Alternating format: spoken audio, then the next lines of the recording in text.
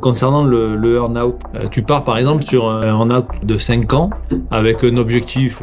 La première année, le cédant atteint pas l'objectif. Et il perd la somme qui devait lui être versée ou c'est décalé d'une année? Comment ça fonctionne? Théoriquement, oui, il la perd, sauf mention contraire dans le contrat de cession. Là D'accord. aussi, comme je te disais tout à l'heure, on peut tout imaginer sur le earn-out. Donc, il peut peut-être avoir une petite condition en disant si le palier en 2025 n'est pas atteint, il y a un report possible sur un an maximum. Et ça, il ne faut pas le négocier avant la LOI parce que ça rentre dans des discussions trop complexes. Ah. Et en effet, après les audits, tu peux le négocier. Et en général, ça se fait comme ça plutôt? C'est-à-dire que c'est pas une perte sèche? En fait, ça dépend de l'éducation en termes de earn-out qu'a l'avocat de la partie adverse. Quelquefois, il va pas tilter, en disant voilà, il y a un earn-out, l'objectif il n'est pas atteint, bah voilà. S'il est plus pointu dans la fusion-acquisition, il va dire non, attendez, s'il y a l'objectif qui est pas atteint, s'il y a 70% de l'objectif qui est atteint, on verse 70% du earn-out, par exemple. Tu vois, ça dépend de l'éducation, on va dire, de l'avocat en face.